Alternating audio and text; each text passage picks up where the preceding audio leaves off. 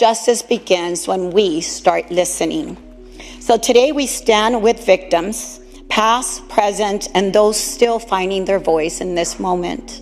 I'm so proud of this legislature and taking swift bipartisan action to remove the name of a person who, according to personal and compelling accounts, violated a community's trust. And as difficult or conflicting as this moment is for so many of us, we must acknowledge the victim's pain and trauma. Victims often carry their pain in silence for years before they feel safe enough to come forward. And when they do, they need us to not dismiss them or doubt them, but to offer support. And whether the harm came from a trusted leader or someone in their own home or their community, we have a responsibility to listen carefully, compassionately, and without prejudice.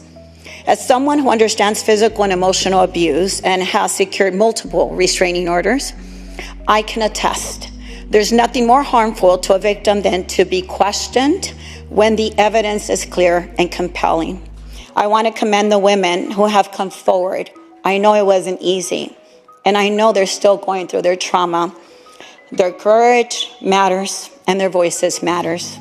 And as we make this change to Farmworker Day, we are making a broader statement to honor farm workers who have labored day in and day out, long hours in the hot sun and unbearable conditions to put food on our table and sustain our communities, which have included people like my father, who came over as a bracero worker, who worked so many hours, who had calluses on his hands, and spoke about the indignity and the hard labor and the conditions they had to endure. Those are the people we need to thank. Today, we recognize their sacrifices and their contributions. And today, by changing the name to Farmworker Day, we reaffirm our gratitude to good, hardworking people who work hard on behalf of their families, who come here for opportunities and do the work that most people couldn't do or don't want to do. With that, I respectfully ask for an aye vote. Thank you. The California legislature thanks the survivors for sharing their truth and hopes that by renaming this day, we are supporting the values of the movement of dignity and justice. This bill is about recognizing the whole totality of the farming industry and the farm workers that depend on it.